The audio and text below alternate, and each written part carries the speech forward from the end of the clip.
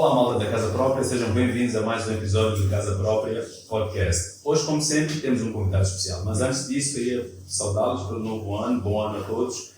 Que este ano seja não só bom para o país, mas bom para cada um de vocês, membros da malta da Casa Própria, aqueles que gostariam de ter resolvido o seu problema da habitação. Este problema que assola a maior parte da juventude e, como sabemos, não é de fácil resolução. Naquilo que nós, como arquitetos, podemos ajudar, cá estamos. Trazemos conteúdos como estes, trazemos projetos a preço bastante acessível e também uma série de serviços que vão te ajudar, portanto, a realizar este sonho da Casa Própria. Eu dizia que hoje trazemos um convidado especial na esteira da promessa que fizemos no final do ano passado, de pegar aquilo que foi discutido no nosso workshop e transformar em linhas de discussão para ver se aí ajudamos a promover ou dinamizar esta problemática da habitação, para que tenhamos então soluções diferentes e que se vislumbre luz no horizonte. O nosso convidado especial de hoje é mesmo especial, é o professor Pique.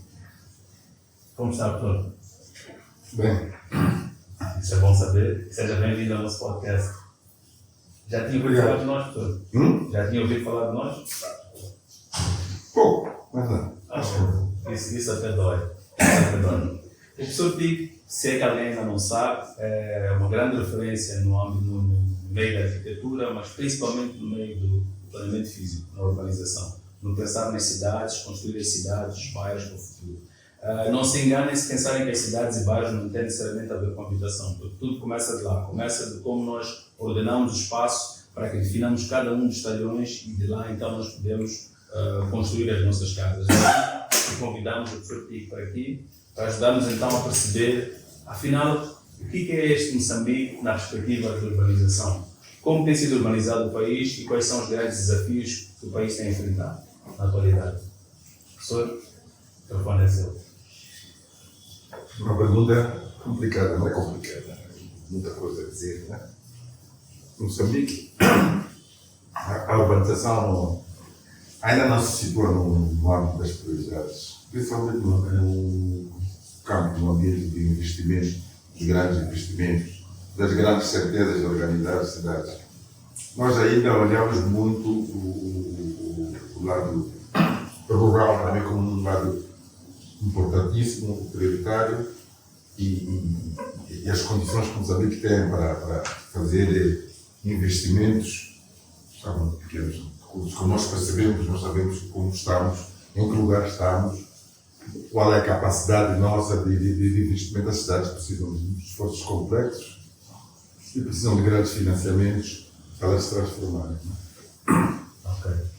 Ótimo. Se calhar uma maneira diferente de explicar a urbanização é dizer que a urbanização afinal não é só colocar lá os talhões, não é só dividir os talhões, mas é pensar em como toda a cidade vai desenvolver-se atualmente e vai crescendo também ao longo tempo. Perceber que as nossas cidades cresceram, sério, vão crescendo. Havia uma cidade principal, assim que a gente chamava de cidade de cimento, cidade colonial, praticamente ficavam os portugueses na altura, quando construíram as casas mais concretizadas, né? E no geral nós outros todos ficávamos à volta em situações não programadas, não organizadas, com alguma organização, mas muito pouca, e com condições também precárias. As nossas casas sempre foram precárias. E era a intenção mesmo do poder da altura de deixarmos com as casas precárias de modo a eles poderem conseguir a cidade deles. Não? Mas quando as coisas mudaram, enfim, o que aconteceu aqui, passamos todos para a cidade, esta cidade que era dos portugueses, eles serão a correr, não é brincar, mas quase que foi isso. Juntaram um monte de contentores e foram depressa. Aí o que aconteceu? O governo, bom, a altura foi bem bom, disse, quem pode, e todos podem, escolhe lá um apartamento. Todos nós, meu pai talvez, escolheram um apartamento na cidade. Depois no dia seguinte sempre não gostava, ainda com outro, 3 ou 4, por momentos bons, mas as casas são poucas, para as pessoas estão aqui. Cada vez mais as cidades enchem, as pessoas saem do campo para as cidades. Nós estamos com muita gente na cidade, principalmente a juventude, e percebemos que a juventude também não tem tantas condições de emprego, essencialmente de emprego e de escola também, porque as condições de escola não são facilitadas para as pessoas e vivemos no meio disto, sem grandes capacidades de investimento. O que é que percebemos? Toda a área, antigamente chamávamos de subúrbios, mas a área para além da cidade de cimento principal, ela cresceu muito, mas cresceu sempre de maneira horizontal. O que é que isso significa crescer horizontal? Não sobe, as casas não sobem lá. Os investimentos são iguais. Ou seja, não fazemos prédios. Não fazemos prédios. Então vamos juntando as casas. Toda a zona aqui. O que é que aconteceu? As vias principais continuaram a existir. Algumas até foram arranjadas, foram melhoradas. Mas o que vai acontecer nos salões? Os salões, antigamente, eram razoáveis, eram um espaço para a atividade das famílias. As coisas que a gente faz nos nossos quintais, mas devagar foram sendo ocupadas por casas. Os talhões todos estão sendo ocupados. Já não há espaço. Praticamente já não há espaços. Nos bairros, principalmente nos bairros mais próximos da cidade. Da cidade de cimento. Então, já fizemos uma grande densidade. Aumentámos muito a densidade. Aquela densidade que se faz para cima. Que a gente gosta de fazer em prédios e dá espaços à volta. Fizemos na horizontal e ocupamos todo o espaço. Isso traz problemas todos que nós conhecemos. Não é? O grande principal problema, há muitos problemas, o principal problema é a questão do saneamento do ambiente. Essencialmente, que trazemos grandes problemas para isso, trazemos problemas de segurança, trazemos problemas de circulação também, porque não temos vias organizadas. E com capacidade para as pessoas estão a ter cada vez mais meios próprios, porque também não temos sistema de transporte coletivo que ajude a facilitar todos estes processos. O que estamos a dizer? Nós temos um grande desafio em Moçambique, mas tem que ser mesmo, porque as cidades não são um entretanto. As cidades são onde as pessoas estão a vir para viver. E as pessoas, se não vivem bem nas cidades, não têm as condições mínimas, vivem mesmo mal na cidade. Sem condições de saneamento, sem condições de circulação, sem condições de habitabilidade, porque a gente disse, fazemos as casas com materiais ainda de certo modo precários. Com todas essas condições, as pessoas vivem muito mal nas cidades. Estes momentos, todos estes movimentos estão à volta, também tem muito a ver com toda a nossa organização, dos nossos lugares, das nossas cidades, do lugar onde nós vivemos. É fundamental ter esse investimento, porque nós sentimos um pouco. Sentimos que os municípios não assumem essa função de urbanização como uma das suas principais funções. O que seria? Tem outras coisas para fazer. Os municípios têm. Os fundos também são precários. Sim. Apesar de poderem ter muito mais fundos, tivermos mais capacidade de ação e outras coisas, mas temos pouco dinheiro. A urbanização sempre exige muito dinheiro. E para exigir muito dinheiro, a urbanização também exige capacidade técnica grande nos municípios. Os municípios não podem estar com funcionários concentrados na sede. Começam já a distribuir para os sítios urbanos, mas é muito pouco. Tem que haver gente muito ativa a trabalhar e a pensar nestas coisas urbanas. Quando não é assim. Mas com isso o senhor quer dizer que não é possível fazer urbanização sem dinheiro? Não estou a dizer isso, mas também ser uma orientação, uma organização, não é fácil. Eu sei que por nossa iniciativa local, há muitas coisas que já se começaram a fazer. Sei que há um programa que se fez, chama CURS, e há outros programas também que se fizeram, mas não tem peso ainda na organização da cidade. A cidade tem que ser pensada, ela em conjunto, não pensada pelo município, pensada pelas pessoas da cidade. Nós temos muitos momentos, os tais nós chamamos planos, podemos chamar muitos nomes, mas há momentos em que os cidadãos se juntam e pensam que vamos fazer a cidade. Nunca o município pode fazer a cidade sem juntar as pessoas que vivem nos lugares. Porque as pessoas que vivem nos lugares querem o melhor para elas, não é? Elas têm de participar ativamente, não uma participação. Muitas vezes fazemos participações, fazemos planos, mas as pessoas vêm uma ou duas vezes e grandes reuniões, bater palmas. Ok.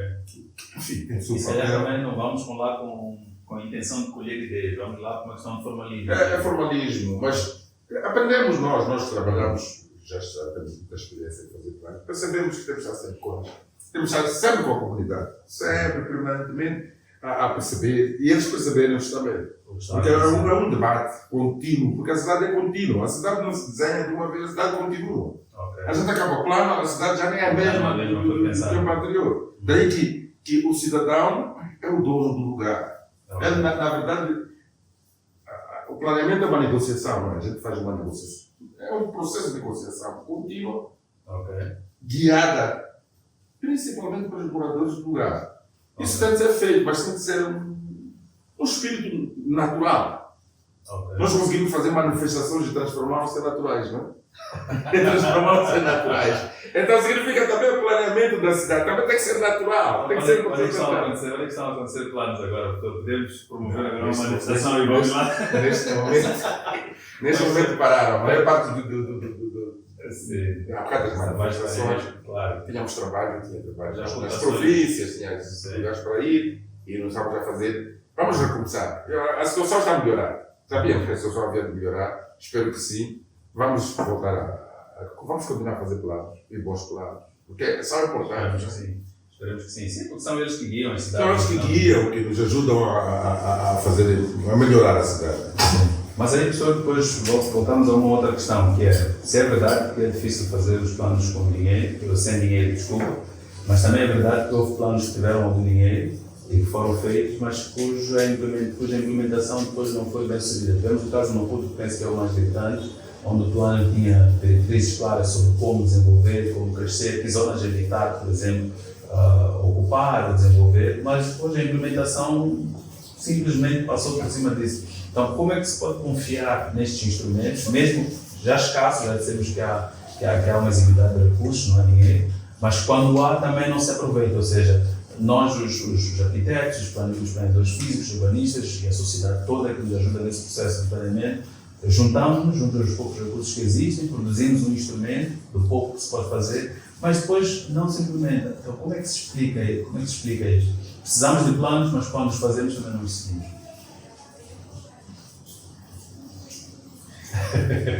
Complicado, mas há sempre uma intenção de fazer coisas. O plano de Maputo ainda se federal das coisas. Principalmente no âmbito das infraestruturas, essencialmente. Mas os planos não se chega a fazer um plano grande de uma cidade. Tu tens que para frente, fazer outros planos, chegar a níveis de planos executivos, planos de pormenor. Mas para isso é preciso uma máquina. O município tem que ter uma máquina. E essa máquina não existe. Diferentes questões. Para mim, a principal questão é uma questão de vontade política. É difícil falar assim, mas é uma vontade que está dentro das pessoas, que nós ficamos frustrados, nós que desenhamos planos, porque sentimos que não sinto uma ação de acompanhamento dos planos realizados, de acompanhamento da urbanização. A urbanização é um assunto permanente.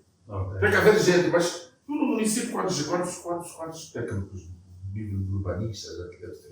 São muito poucos. Estava a ver há pouco nos sítios municipais, se tens um ou dois já é consórcio. E as outras províncias, as outras cidades não têm ninguém.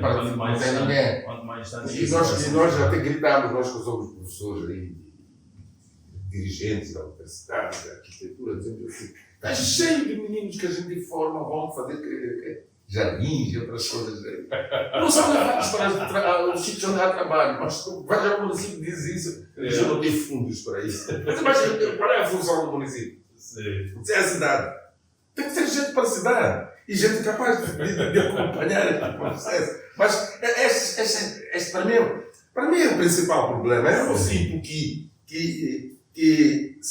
eu sei que as pessoas localmente podem fazer e fazem muita coisa, mas é preciso uma visão geral da cidade, uma visão de futuro da cidade, uma visão de que estamos num lugar que tem que ser cada vez melhor, a cidade tem que ser boa, e ser boa a cidade tem que ter técnicos. Nós temos um monte de arquitetos, um monte de engenheiros, um monte de geógrafos, um monte de várias profissões.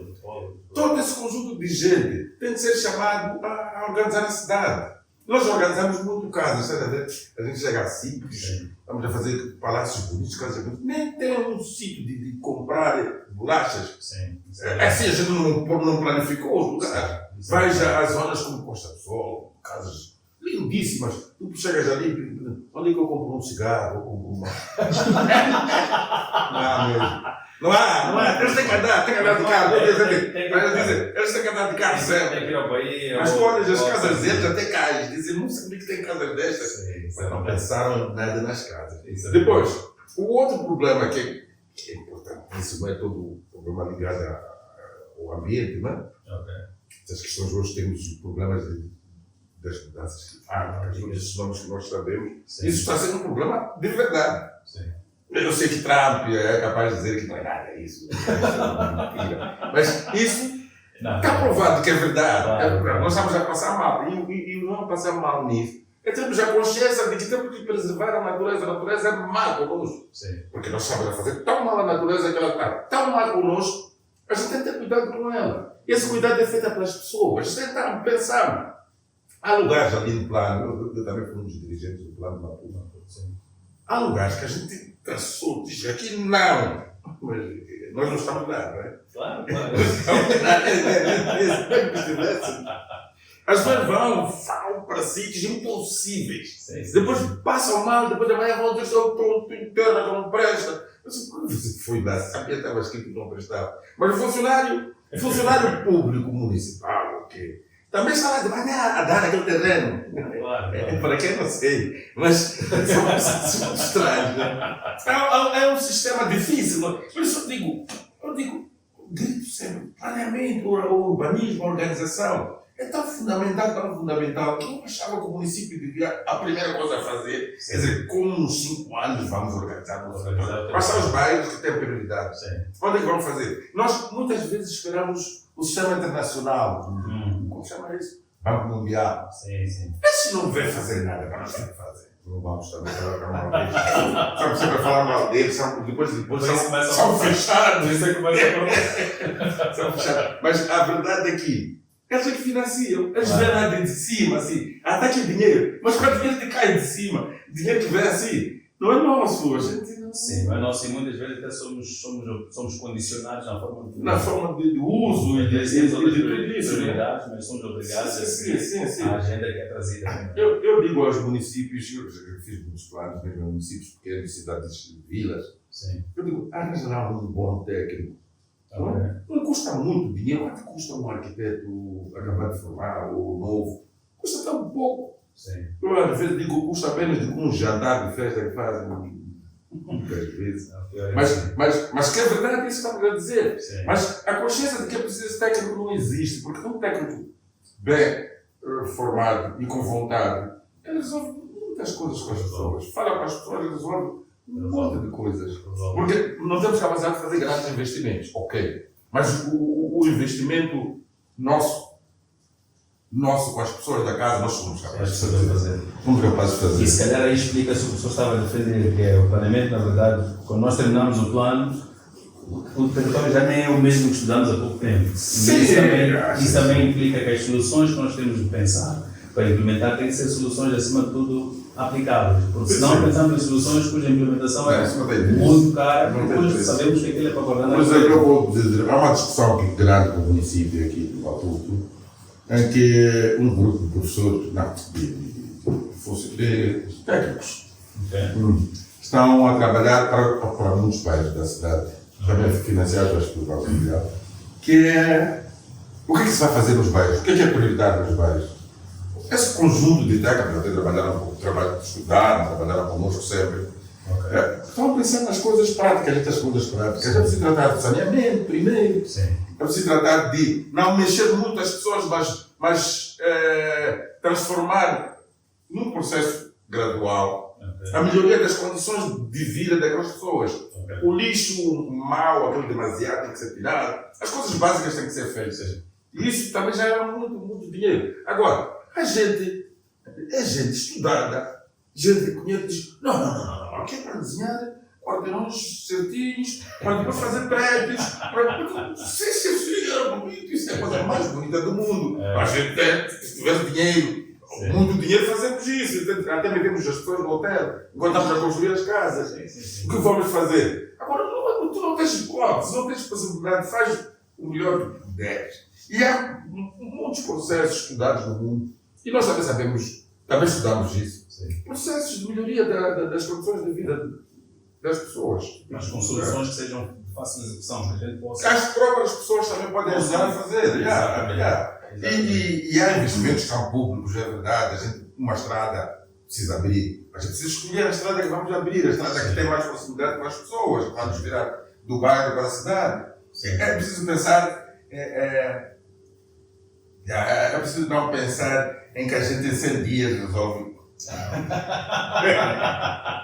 As pessoas sabem, né? Mas às vezes não tem consciência, né? Em 100 dias quero ver isto feito, acabado e medido e apagado. E acabar. Às vezes também é preciso pressionar para a pressão haja vontade.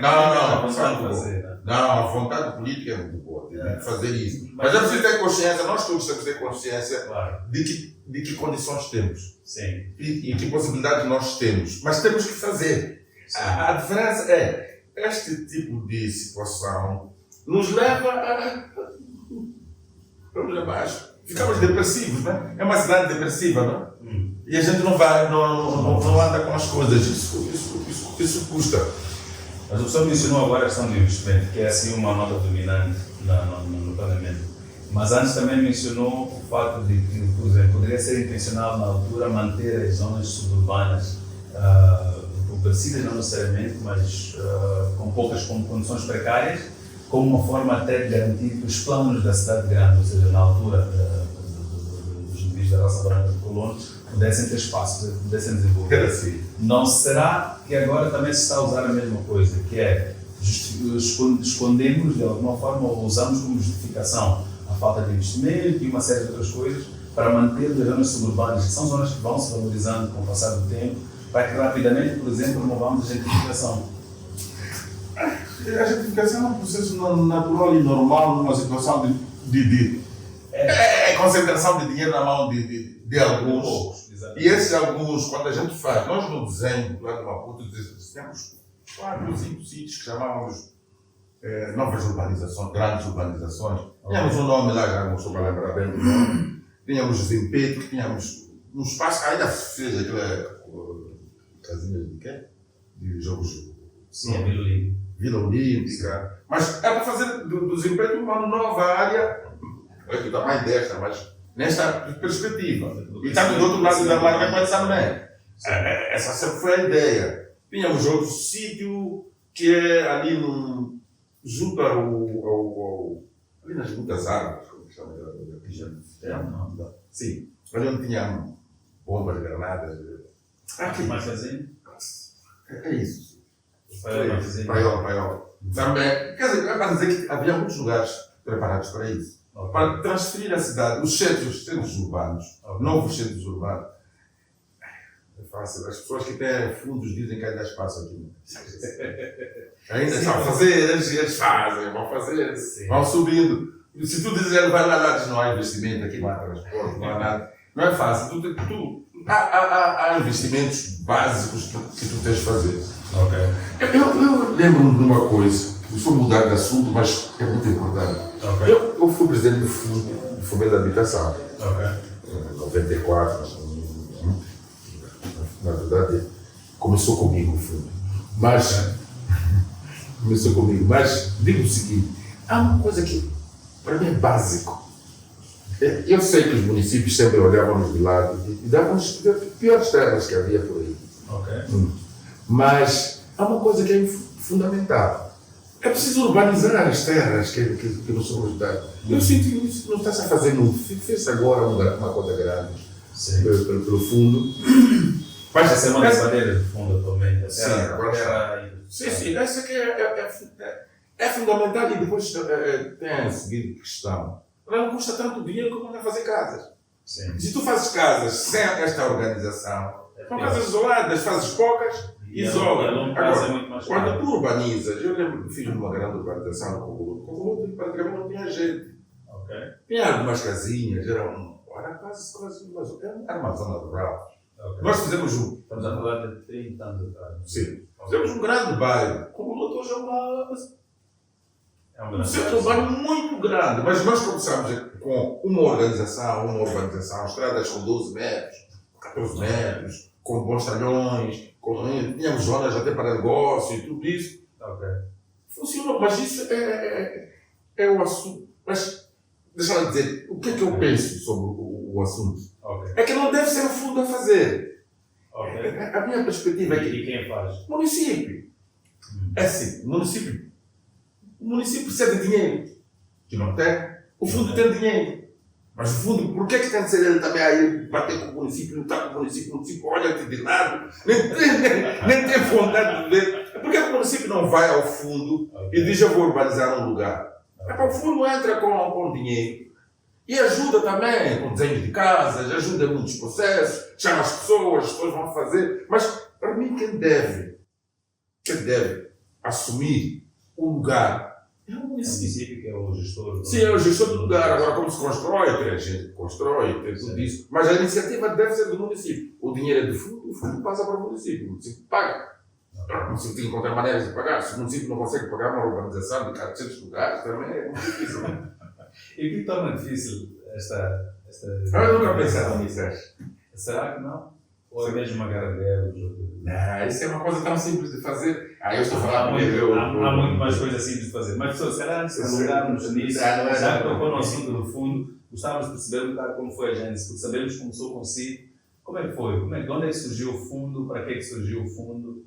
E como é que foi ter trabalhado no fundo durante esses anos? Bom, todos os processos de organização, processos políticos, olham sempre para a habitação como um elemento central, importante, não é? A habitação para jovens, a habitação para técnicos qualificados, e falou-se muito isso, o governo organizou-se para isso. Havia comissões grandes que trabalhavam à volta disso, e acabaram por considerar que era importante o governo também tomar conta da situação. Ok.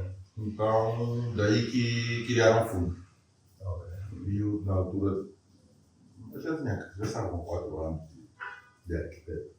Ok. Chamaram para criar o fundo. O que eu tinha era dinheiro. Não, mas deram dinheiro e disseram assim, agora pensa o que vai ser o fundo. Assim que nós começamos o fundo e pensámos muito na urbanização. Nós fizemos muitas coisas de urbanização aqui, praticamente em todas as províncias. Houve dificuldade em fazer aquele mar, porque nunca conseguimos fazer isso, mas na maior parte dos sítios fizemos urbanizações e também fazíamos casas, as pessoas não gostam. Quer dizer, na altura, as pessoas importantes diziam que casas são essas, são pequenas para as pessoas. Eu dizia, e quanto dinheiro as pessoas têm para pagar? Então fazíamos essa discussão difícil, porque eles estavam habituados às casas, estas casas da cidade, e não pagámos quase nada. Entramos de borla, entraram na cabeça das pessoas, isso mexia muito com a cabeça das pessoas. Eu dizia, eu não dou casa nenhuma grande a ninguém, porque essas pessoas não pagam mais do que 5 mil meticais, 2 mil, 3 mil. E mesmo só perder dinheiro, a gente já estava a oferecer as casas. Então, damos casas pequenas, mas com desenho evolutivo. Todas com desenho para evoluir. Muita gente evoluiu, outros já estavam no primeiro andar, outros já estavam. Casa depende de cada um, né? Então foi. Mas o processo andou nos primeiros anos. Tínhamos contrato de programa com o governo. Eu penso que as coisas funcionavam a essa dimensão. Não era uma dimensão muito grande. A gente fazia. Eu lembro que já fizemos numa zona mais de 1.500 talhões com estradas, estradas de terra, metíamos água, o sistema de água, pelo menos geral, o sistema de eletricidade, pelo menos a base. Fizemos em Manica, fizemos em Lixinga, Pemba, o IMB, chamado IMB Expansão, começamos nós a fazer, aqui é um bairro muito grande. Então, significa que fizemos muitas coisas na altura. Chegou um tempo que pensou-se em mudar. Talvez para fazer estas casas mais bonitas, mas os fundos não dão muito para isso. E sei que agora estão a voltar a pensar na urbanização como um elemento central. Porque eu penso que se o fundo vale a pena existir, é para fazer crescer bem a cidade. E a cidade cresce com uma boa urbanização. Uma urbanização bem pensada, desenhada. O custo de investimento é alto, mas não é alto como as casas. As casas custam muito mais caro. E é possível fazer sem dar tudo às pessoas, mas dar o mínimo, não é? Dá um sítio para buscar água, dá um sítio para buscar luz, da estrada, dá talhões, destas árvores, e fazer uma coisa mais bonita para as pessoas. Sim, pergunto isso, por exemplo, agora porque aconteceu, penso que foi na KTM, houve um programa do fundo que foi lá feito, mas as pessoas reclamavam, por exemplo, que não tinham acesso ao centro urbano para poder adquirir os serviços. Aí voltamos àquela questão de que é um bom planeamento. Se é, por exemplo, chegar a uma parcela isolada, não, uma parcela isolada e distribuir talhões, acontece na Motola, zonas como Montanhas, são zonas onde só para chegar aquilo é uma jornada mesmo. Então, será que o planeamento é isso, é levar as pessoas até lá, mesmo que elas tenham passado 2, 3 horas para chegar ao centro urbano mais próximo? Então, é por esse caminho? É estranho, porque nós ensinamos na escola como se deve fazer, não é? Claro. Daí a dificuldade de perceber como é que Não, mas sabe o financiador, financiamento, o financiador da habitação só pensa na habitação, mas pode poder construir o comércio, mas pode deixar espaço para isso. Claro. Uma pessoa que sabe desenhar um lugar urbanizado de 400 casas, sim, pelo menos aprende que 400 casas, pelo menos uma escolinha primária tem que ter, sim, mínima. Sim. Ou deixar espaço. Sim. Deixa espaço para o comércio, deixa espaço para as coisas. Porque esta coisa de juntar pessoas, até o Belo Horizonte, que é um bar tão bonito, as pessoas têm que viajar. Agora parece que já estão a fazer coisas. Mas nos princípios, já cheio o bairro, as pessoas têm que viajar para tudo, para as crianças, para toda a gente, sempre é caro, para longe. A qualidade de vida é muito má. A qualidade de vida dessas pessoas com a casa mais bonita do mundo é uma qualidade de vida muito má. Má mesmo. Sim. Então, mesmo estas de KTM, se não tem as outras coisas próximas, no desenho tens que deixar. Porque se um comerciante percebe que ali tem 500, 1000 pessoas e há um espaço para ele, vai por vontade própria. Mas aqui a questão é quem é que vai primeiro? São as 500 ou as 1000 pessoas ou é o comerciante? Porque as pessoas nunca chegam a 500 lá porque não acontece nada. Não se passa nada, não há o tal de cigarro que o professor comentou. E o comerciante também não vai porque não tem 500 pessoas lá. Mas o plano tem de organizar com formas. É por isso que eu disse que o plano muitas vezes tem que ser negociado com as pessoas. Tu tens que informar tudo o que há. Tu não vais dizer que as pessoas vão primeiro. Os lugares estão lá primeiro. Sim. Então, são prontos para serem feitas coisas. Okay. Os comerciantes vão. Em todos os bairros onde foi necessário chegarem os comerciantes.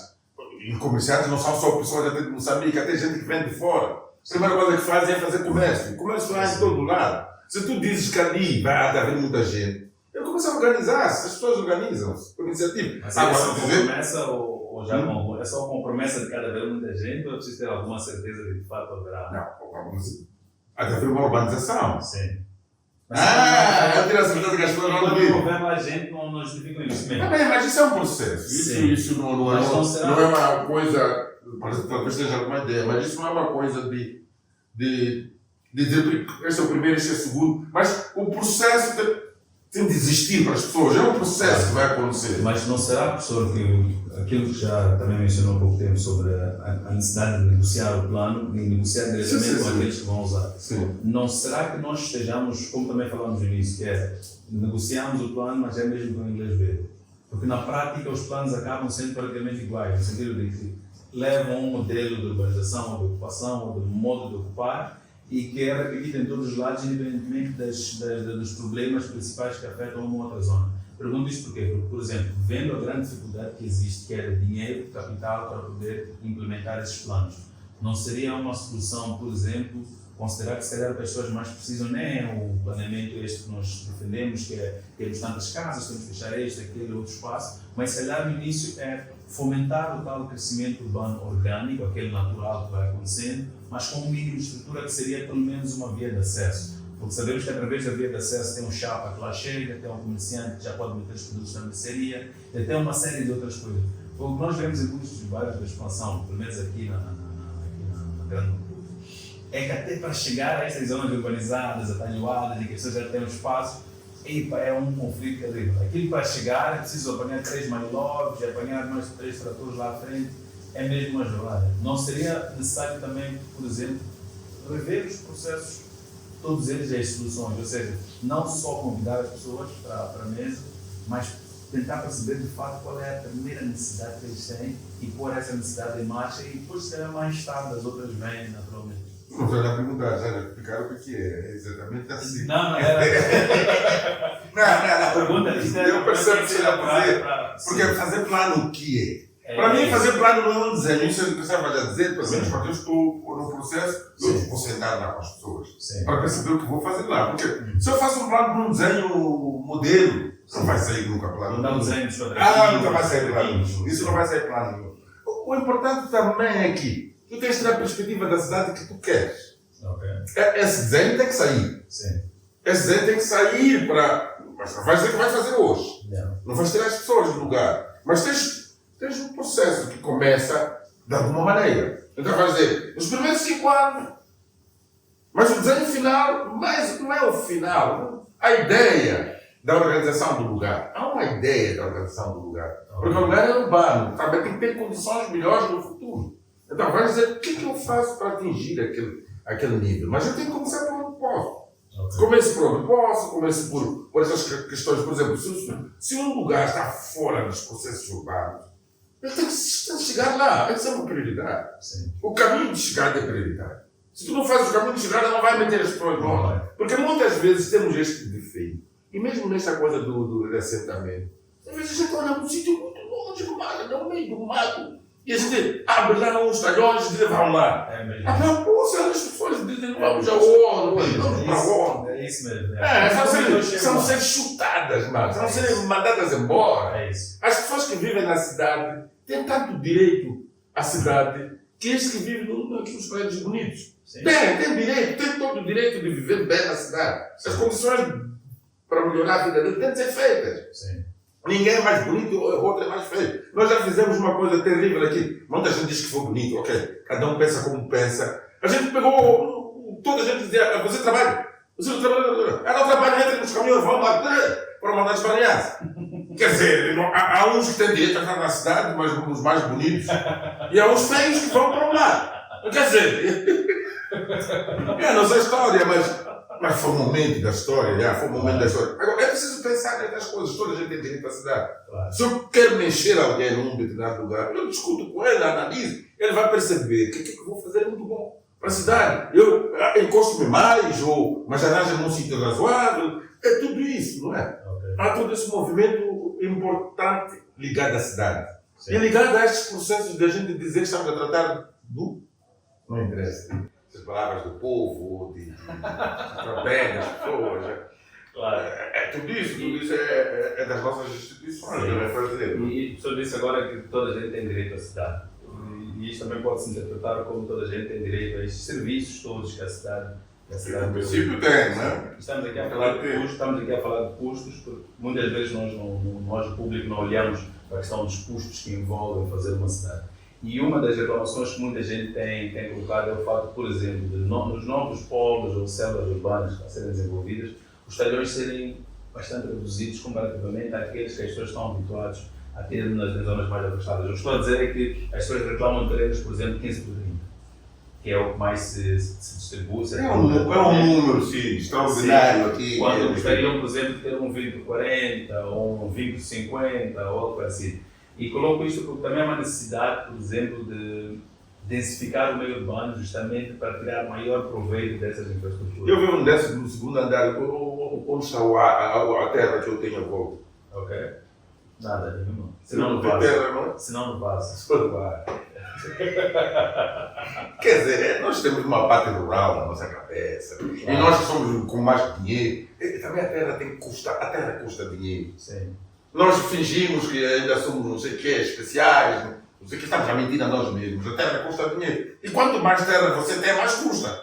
Tem que ver tudo isso em lugares onde tu vives. Okay. Tudo isso tem que ser medido. Todo mundo é medido assim. Sim. Agora, nós queremos, por estes processos estranhos, subestranhos, nós que somos mais importantes, conseguimos esses terrenos com áreas, não pagamos nada. Há muitas coisas difíceis de entender e de tratar aqui no nosso lugar. Mas ninguém precisa de muita terra. Uma pessoa que vive na cidade não precisa de terra. Terra, a volta dele não precisa. Precisa de terra quem vive.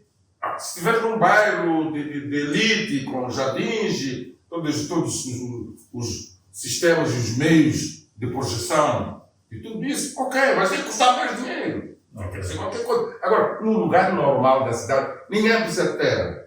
Ok. A terra é a tua casa. E a saída da tua casa. E um pouco de espaço atrás para ter carro, meter o trabalho. Você diz que o que é que vais fazer na terra? Ficam matos. Toda a gente que tem terra e não tem meios, muitos meios, a gente está a criar matos. É verdade. Sítio sim, porque as pessoas fazem o quê? Jardim ninguém faz, custa muito dinheiro. Custa dinheiro. Machamba, faz machamba. Muitos chefes dizem, você faz terreno grande, ele vai fazer machamba. Uma pessoa que sai do serviço às 17, vai para casa, vê televisão, de manhã tem que acordar, correr, nem sabe como ir, depois vai fazer machamba. Ninguém faz machamba na cidade. Não precisamos de terra nenhuma, nós vivemos uns. Temos que saber viver de baixo para cima. A terra que precisamos à volta é para respirarmos, para circularmos, para outras coisas. Mas terra minha. Ok. A cidade não é feita de terra minha. Ok. Um dia que fizermos uma cidade de terra minha, com quintalões, a gente vai chegar a Manhissa. Manhissa é perto. Isso é perto. Manhissa é perto. Sim. E transporte, vamos ter meio, vamos ter o quê? A cidade não é feita assim. As pessoas que pensam desta maneira têm que mudar completamente a cabeça. Nas cidades grandes, tu vais nas cidades grandes, na América, onde quiser, as casas são todas coladas. Há espaço entre casas. Para que estás a deixar espaço? A casa está assim. Depois tem um espaço de 3 metros aqui para ti e tens 3 metros para o outro. Depois, para que é aquele espaço? Sim. É um espaço perdido. Custa muito dinheiro aquele espaço. As casas se juntam. Depois há praças públicas para todos nós. Próximo das nossas 20 casas, há uma zona pública, com campos, com tudo. Quais são das coisas que nós queremos. Ok. Agora eu na minha casa quero olhar e ver quintal. Ok, bonito. Ok. É uma maneira de pensar, é uma maneira de estar. Eu digo assim, é a ruralidade nossa. Também é hábitos nossos. Não, os portugueses também tinham mania de uns 3 metros, 5 metros na minha casa. Mas o mundo mudou. Sim, isso é interessante, porque se por um lado nós precisamos densificar, como esses exemplos que o professor deu, por outro as nossas normas urbanísticas em muitos casos obrigam-nos a ter estes terrenos grandes para poder acomodar esse afastamento. Isso é o que as normas dizem, professor. Quais normas? Temos que ter 3, 4 metros a cada um. Não dizem. Sim. Não, escrevem os metros porque é um elemento. Mas nós fazemos urbanismo de verdade. Fechamos os olhos para esses metros que estão escritos. Mas depois o problema é que para aprovar os nossos projetos, vê lá, quando a gente recebe o plano topográfico do ar, Se nós mesclamos, alteramos outras coisas. Sim, temos que ter os afastamentos laterais, temos que ter os afastamentos frontais, e depois acaba nos dividindo. A cidade está pensada dessa forma, uma forma arcaica até. É pensada de forma arcaica. Mas eu coloco sempre as pessoas assim, fazes o que com aqueles direitos? Ok. Não fazes nada. Se for um caminho de carros, ok, pode ser um lado, não sei o quê. E até passa por baixo da casa. Agora, é uma discussão difícil essa. É uma discussão. Os melhores sítios da cidade até são casas juntas. Tem muitas zonas com casas seguidas, juntinhas, casas muito bem feitas e tudo isso. Com bons jardins à frente, mas tu podes fazer isso muito bem. Uma das formas, professor, até vendo que nós temos desigualdade de recursos, poderia ser, por exemplo, garantir que os edifícios públicos, quando, por exemplo, vamos a um local e fazemos uma casa para o administrador, ou uma casa para o juiz, professor e quem seja, por exemplo, a gente já começasse a implementar isto, que era também uma forma de liderar pelo exemplo.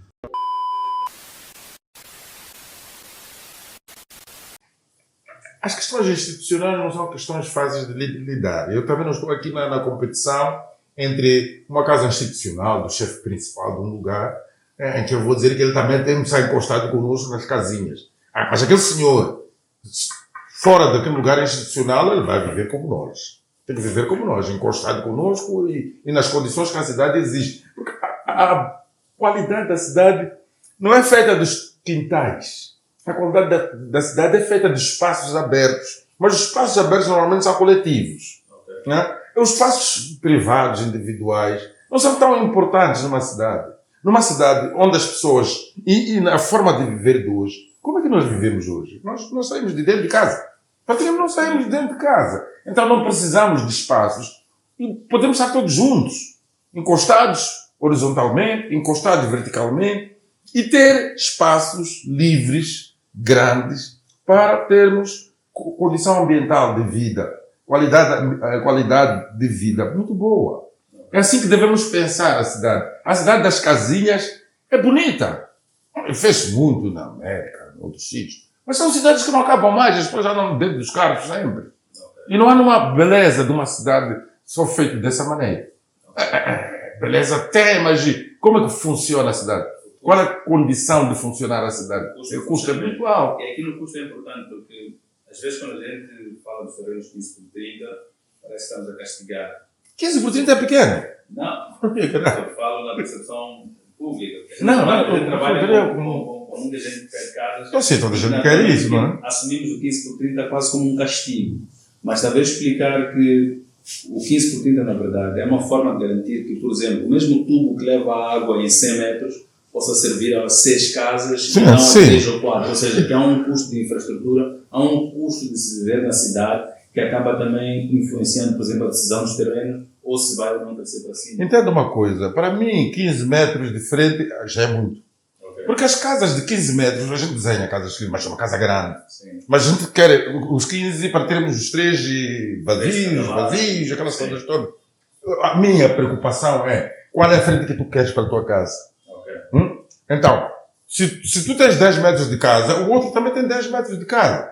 Vamos esquecer muito espaços vazios entre casas. A gente tem essas regras escritas, não sei o quê, mas temos que ir esquecendo, porque as casas horizontalmente a gente encosta, mas encostamos mais como fazemos vertical. Eu até tenho uma escada que me liga ao sistema. Eu vivo numa escada, subo. Quer dizer, quando eu vivo no quarto andar ou no terceiro andar, ou em qualquer andar, eu estou a viver nas condições da cidade. Tenho uma boa escada, ou tenho um elevador, tenho luz, tenho condições, e tenho dentro de casa, tenho a minha televisão. Estou bem.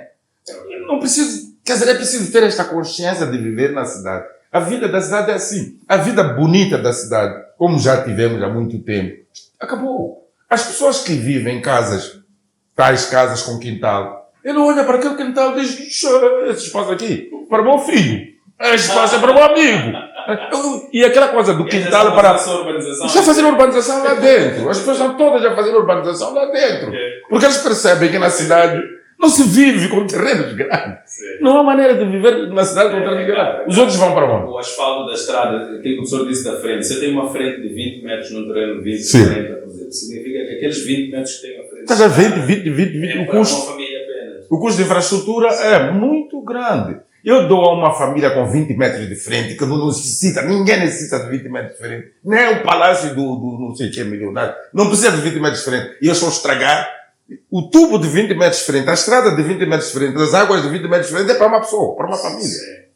E aquela pessoa não paga imposto, nem paga nada que justifique ter aquilo. Ok. Essa perspectiva tem que ser assumida para as pessoas mesmo que não gostem. Tem que ter assumido que a cidade tem de ser feita assim. Mas voltamos àquela questão do ovo da galinha, professor, que é, tem que ser o público a assumir, mesmo que não tenha ainda essa consciência, ou temos que ser nós, por exemplo, nos planos, nós os arquitetos e planejadores, nos planos, por exemplo, a garantir que é esta linha que se deve seguir nos próximos tempos e não continuamos a fomentar... Não, é recíproco, por isso eu digo que o planeamento é uma negociação. Ok. Não pode ser uma coisa também feita por nós. Ok. Nós não temos nenhum papel de impor planos. Nós somos conhecedores e ajudamos as pessoas a fazerem melhor o plano. O plano é deles. Mas toda essa expressão, toda essa informação tem que chegar às pessoas. É assim, as pessoas têm de ter, isto que estou a fazer um pouco, as pessoas têm de ter a compreensão do que é viver numa cidade. Devem cada vez mais ter essa compreensão e perceberem que eles não há privilégios aqui na cidade. A cidade não é para privilegiados. É certo que há um bairro ou outro, mas eu sempre digo assim, esses bairros assim deviam custar muito dinheiro, só para ir pessoas que têm esses meios, não é? Porque essas coisas sempre vão acontecendo. Mas não é o normal, o natural. Muito dinheiro, só quer dizer, não só para a aquisição do espaço, mas também os impostos todos que... Tem que pagar tudo, tem que pagar, tem que custar o dinheiro. Tu vais a países, mesmo esses desenvolvidos, que têm esses espaços, imagina quanto custa viver num espaço daqueles. É muito dinheiro que se paga para viver num lugar daqueles. Sobre os problemas que temos notado agora neste desafio que nos propusemos, que é a casa própria, nesta questão da habitação, é que às vezes mais do que construir a casa melhor ou mais do que dar o melhor projeto, a quem bate a porta. O processo de consciencialização é muito importante, porque é dali onde a pessoa começa a perceber o porquê das coisas e se calhar fica mais receptivo às mudanças que são necessárias de implementar. Tem-se feito algum trabalho no campo do urbanismo para disseminar informação? É que este pensamento que eu tenho também não está muito integrado nas pessoas que trabalham nessa área, nas próprios profissionais.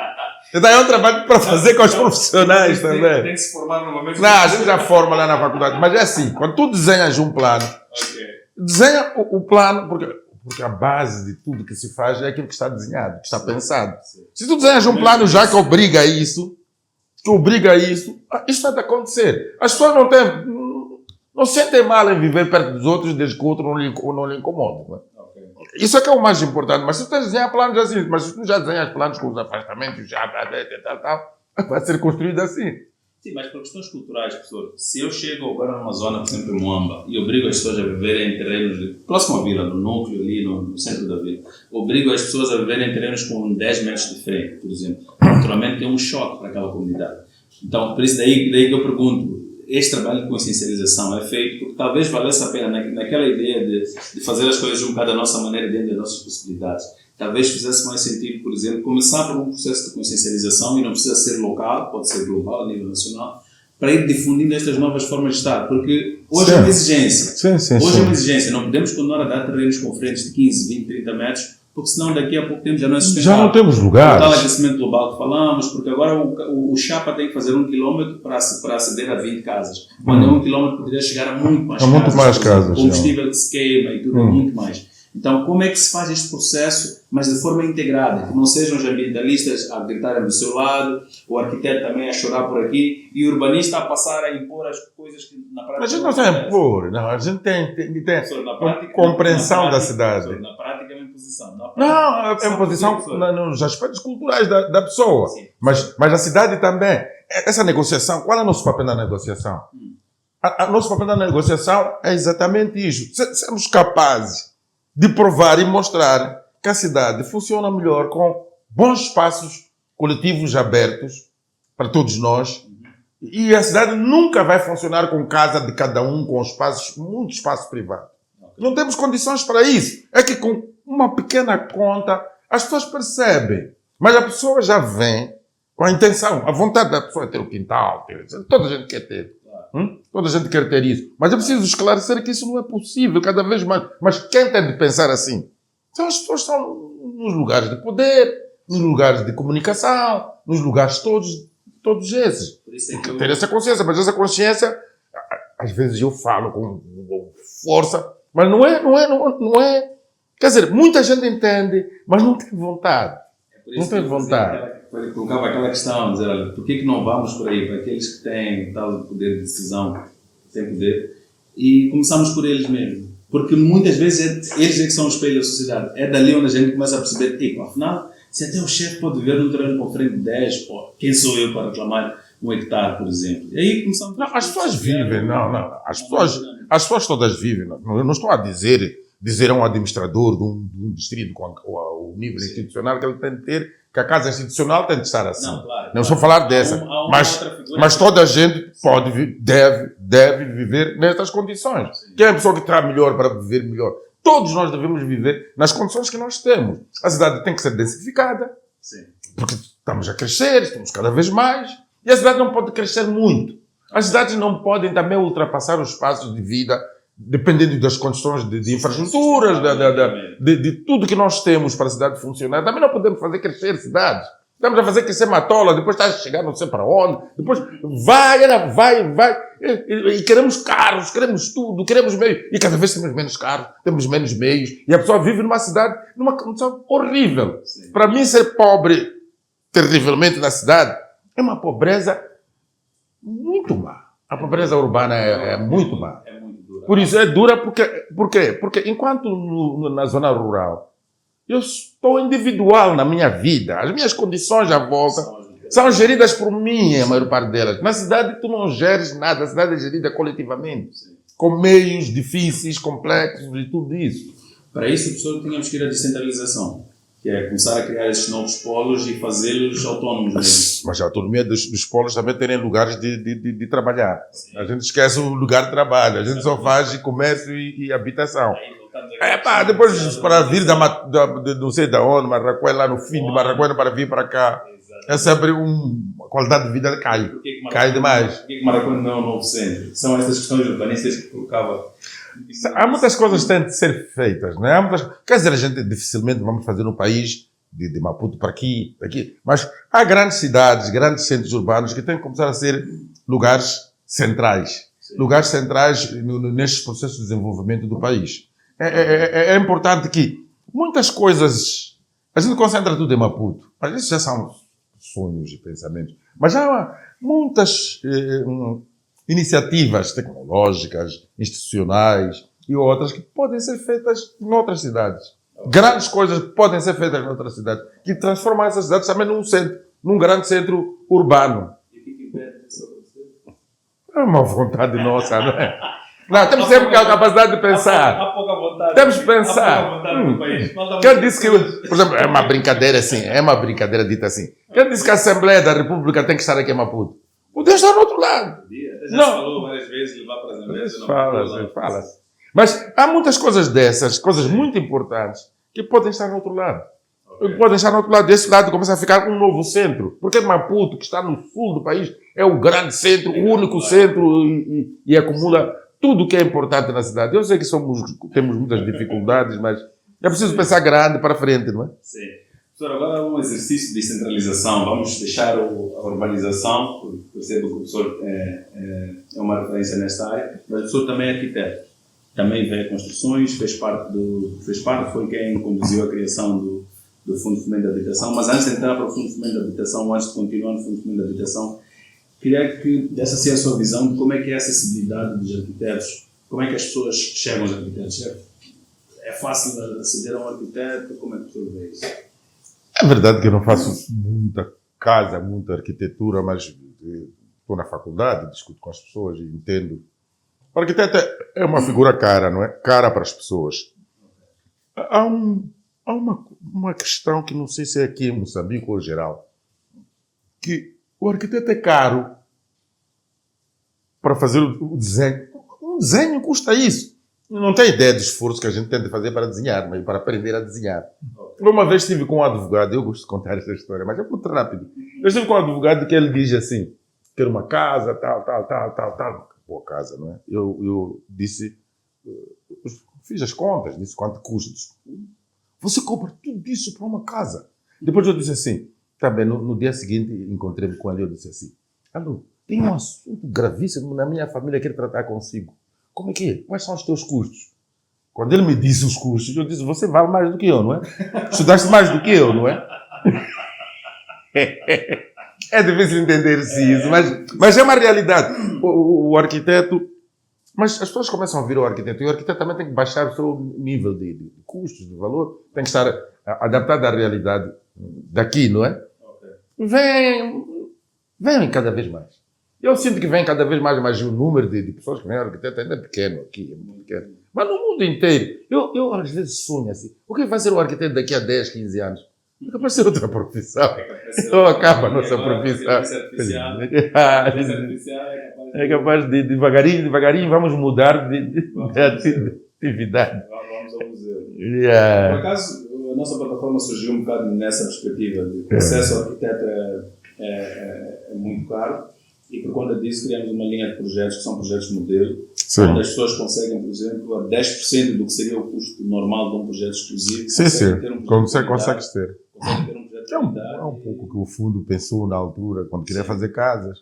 Mas a perspectiva é essa mesmo, porque casa luxuosa a gente não pode ter. Sabe, há uma coisa que a gente diz, nós que andamos um pouco também.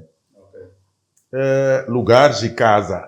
A gente gosta das nossas casas grandes, com salas de sei lá, de um tamanho, né? Quartos, que até a gente pode dançar baile. Eu fui à casa de alguém e disse, dança aqui com a tua mulher quando vem dormir.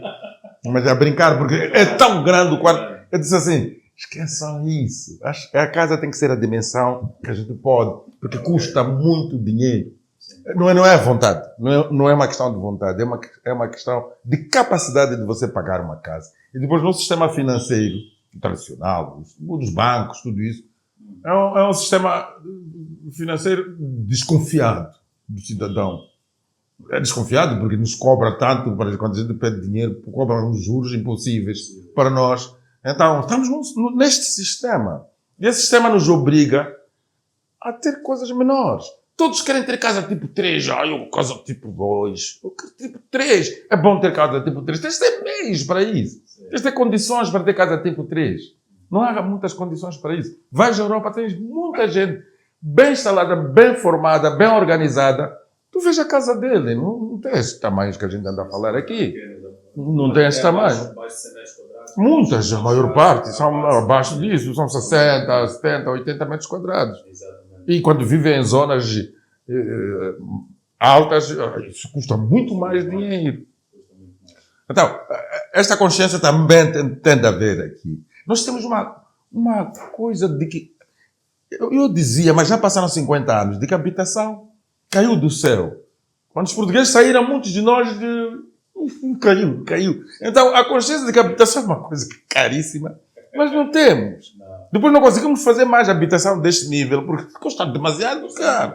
E a gente quer as casas que tivemos, que são palácios. Até largamos os palácios, começamos a vender chaves, depois vendemos não sei o quê, fomos passando para outros. Mas é todo esse processo que nos guia, que nos leva. Então, como o professor disse, foi um pouco nesse espírito que, na altura, em 94, se não me engano, surgiu o Fundo de Fomento da Habitação. Sim, era uma vontade forte do governo de olhar para a habitação. Okay. Habitação sempre com esses custos que a gente falou, com tudo isto que falamos, mas é sempre essencial. É básico, não é? Tem de se fazer habitação para as pessoas. Okay. Então, houve esta vontade. A nossa primeira perspectiva na altura, era através dos contratos de programa, era fazer bairros. Okay. Bairros de... A nossa média era de 400 famílias. E tínhamos lá os centros de outras atividades. Não pegou muito, nem a capacidade talvez não tínhamos de falar com as pessoas. Não pegou muito o acesso de comércio e essas coisas, no meu tempo. Mas também não havia muito. Nós saímos um pouco dos tempos dessas guerras que houveram. Okay. Todo o sistema empresarial ainda não existia de forma aberta. Estávamos a transformar o sistema estatal para o sistema das pessoas e ainda não havia. Mas que fizemos muitos talhões no país, fizemos. E foi isso que nós fizemos e também fazíamos casas. Mas não fazíamos as 400 casas, não é? Fazíamos um exemplo, 10 casas, lugares que chegamos a 50. Com Goloto chegamos a fazer centenas de casas, não sei quantos. Aqui, em outro sítio, com Beza, também fizemos mais de 100 casas. E como é que as pessoas recebiam? Aquilo que o senhor disse eram casas... Modestas, não, mas pessoas. Não, nós fazemos concurso público. Concurso público mesmo. Onde chamávamos a televisão e todos. E isso aí é números, né? Teu número você ganhava a casa, mas primeiro inscrevias-te. As pessoas ganhavam as casas, depois a maior parte foi lá viver. Mas houve um grupo de pessoas que foram lá ver as casas e disseram: aqui eu não venho.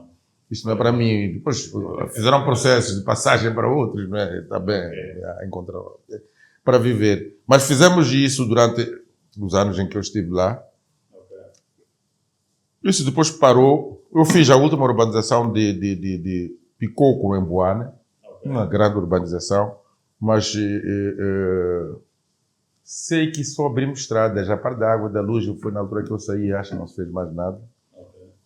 Mas eu sei que o fundo agora está muito preocupado. Eu sei que durante um tempo o fundo parecia-me que andava às voltas, ou eu não tinha tanta informação, mas parecia-me que andava muitas voltas de procura. Procura de quê? De não estar envergonhado pelas casinhas pequenas que a gente fazia antes. Houve um momento que acho que estavam com vergonha de voltar a fazer a urbanização e as casas. Okay. E a relação com o município nunca foram muito abertas. Foi sempre de competição. Okay. E para mim, em Pemba conversei com o presidente do município, dividimos o dinheiro dos custos da urbanização, okay. Porque eles é que estavam a executar, nós financiávamos, okay. Também com alguma ajuda técnica, e fizemos em comum, saiu muito bem a primeira urbanização. Depois continuaram com a urbanização, sei lá no fundo, tem algumas coisas desagradáveis, mas são processos. São procedimentos. Mas fiz isso, Niassa também saiu muito bem. Sei que Gaza também saiu muito bem, no caminho da praia. Fizemos umas urbanizações com os municípios que funcionaram. Agora, se o município e o fundo não se juntarem, o município vai entregar ao fundo os piores lugares. Vai sempre entregar os piores lugares. Faça um bom trabalho lá. Vai ser lugares isolados, que não se percebem muito bem o que estão a fazer. Então era importante que houvesse uma relação entre essas instituições. É a minha maneira de pensar. Ok. O senhor tem acompanhado o trabalho do fundo atualmente? O que acha que tem acontecido? Revê-se no fundo atual? Acha que aquilo que foi o... Essa guerrilha não sei se eu vou fazer, mas é assim, não tenho acompanhado muito. E segundo, eu tenho consciência de que esta ideia, imagem de que não vamos fazer casas, vamos fazer sistemas, vamos fazer a urbanização, vamos alargar o nosso âmbito, está a entrar com força no fundo, e isso para mim é muito importante.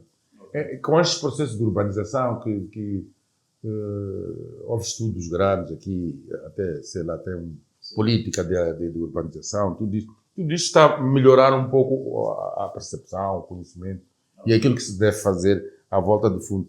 O fundo dificilmente vai ser uma instituição grande. Eu sei que em muitos lugares do mundo essas instituições acabam por sair dos processos.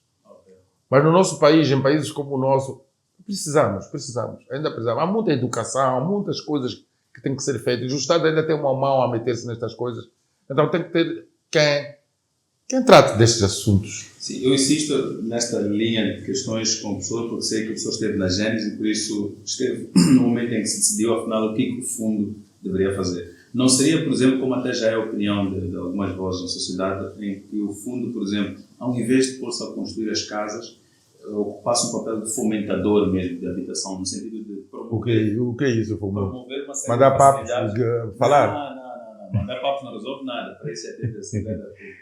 Mas pronto, eu dizia que era mais promover no sentido de, por exemplo, ir junto aos municípios, criar facilidades para que eles urbanizem, por exemplo. Exatamente. Ir junto aos construtores e criar facilidades para que eles possam Exatamente. construir. Ir junto aos bancos e criar facilidades para que o financiamento à habitação, por exemplo, Sim.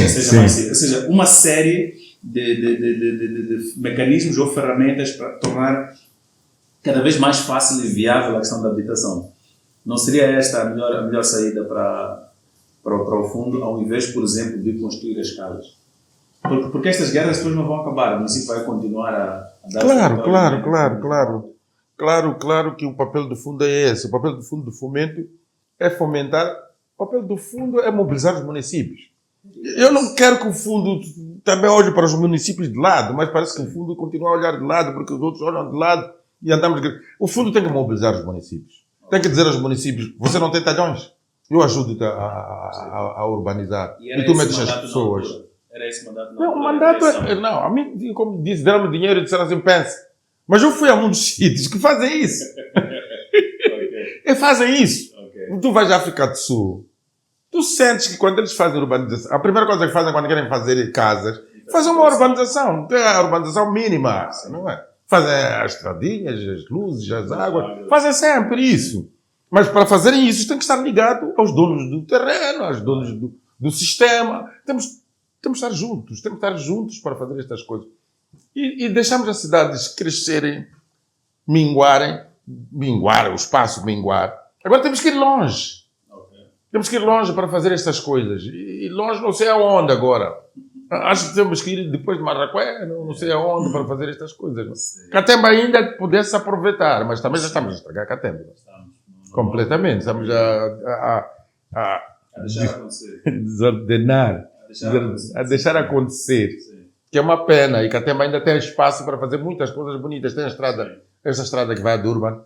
Podes fazer tanta coisa ali. Podes fazer todo um processo de dinâmica tecnológica, industrial, importante para aquela estrada principal. Por trás fazias bairros das pessoas. Podes transformar numa cidade grande, bonita, que compete como a ponto. Catemba tem espaço para fazer isso. É preciso que se pense, que se urbanize e que se programe. e haja comando que não venda aqueles terrenos de qualquer maneira, não é? E a pergunta de sempre, o que falta? Seria a vontade novamente? Não, tem que haver gente capaz de pensar que isso é prioritário e pensar em fazer isso. Porque não custa muito vender terreninhos, entra dinheiro no bolso das pessoas, mas não, o que é que acontece de verdade? Não acontece nada.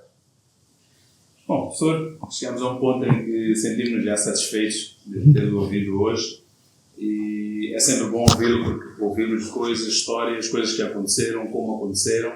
Isto também ajuda-nos a abrir perspectivas para perceber melhor o que acontece hoje e quem sabe também buscar melhores soluções.